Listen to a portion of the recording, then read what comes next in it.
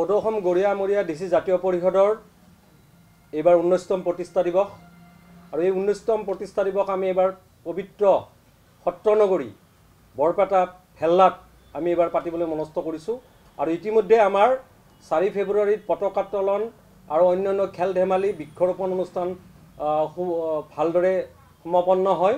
ইয়াৰ পিছত আছে আমাৰ 8 ফেব্ৰুৱাৰীত মুকলি সভা শনিবাৰে আৰু এই মুকলি সভাত অসমৰ বিভিন্ন জাতীয় সংগঠন আৰু জনগোষ্ঠীয় সংগঠনৰ নেতৃবৃন্দ উপস্থিত থাকিব। তাত সদৌ অসম ছাত্ৰ সন্থাৰ সভাপতি উৎপল শৰ্মাকে আদি কৰি সদৌ অসম যুৱ ছাত্ৰ পৰিষদৰ সভাপতি পলাশ চাংমাই আদিকে কৰি মৰাণ মটক মিচিং টাই আহোম কোচ ৰাজবংশী ৰাভা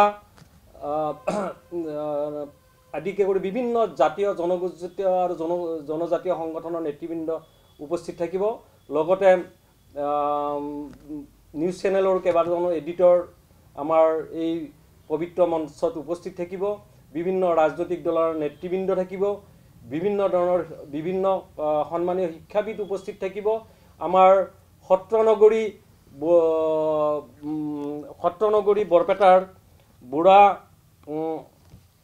আটা বুলি কয় আপোনাৰ বুঢ়া সত্ৰাধিকাৰ বাবুল দাস ডাঙৰীয়াক তাত সম্বৰ্ধনা জনাব। তাত বঁটা প্ৰদান কৰা হ'ব। গতিকে আমি এই চেগতে এই পবিত্ৰ প্ৰতিষ্ঠা দিৱসৰ প্ৰাকখনত আমি সমূহ অসমবাসীলৈ আমি আহ্বান জনাইছোঁ যে সকলোকে আমি সহযোগ কৰাৰ বাবে আমি আহ্বান জনাইছোঁ। লগতে সেইদিনাখনে প্ৰায় আমাৰ 30খন জিলাৰ প্ৰতিনিধি থাকিব। প্ৰায় 10,000 মানুহ তাত থাকিব। এক সাংস্কৃতিক শোভাযাত্ৰা হ'ব। বিভিন্ন জাতি জনগোষ্ঠীৰ কলা কৃষ্টিৰে সমৃদ্ধিৰে শোভাযাত্ৰা হ'ব। প্ৰায় 10-15,000 মানুহ তাত গোট খাব। গতিকে এক বেলেগ ধৰণৰ বাৰেৰহণীয়া পৰিৱেশ এটা সৃষ্টি হ'ব।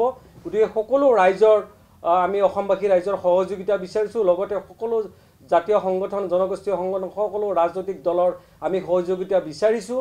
লগতে পবিত্ৰ সত্ৰনগৰী বৰপেটাত সকলো ৰাইজৰ খিলঞ্জীয়া ৰাইজৰ আমি সহযোগ বিচাৰিছোঁ।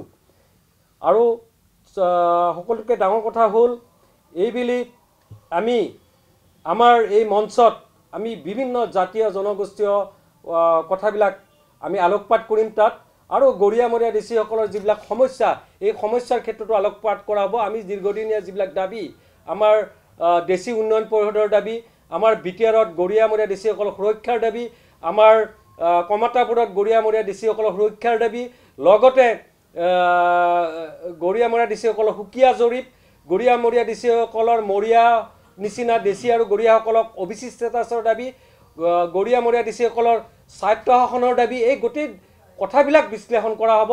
আৰু এই বিশ্লেষণ কৰি পেলাই তাত বিভিন্ন কথাৰ আলোকপাত কৰি তাৰ পৰা আমি কিছুমান প্ৰস্তাৱ গ্ৰহণ কৰা হ'ব। এই কথাখিনি ৰাইজৰ আগত আজি আমি দৃষ্টিগোচৰ কৰাৰ কাৰণে এই প্ৰেছ কনফাৰেন্সৰ আহ্বান কৰিছোঁ।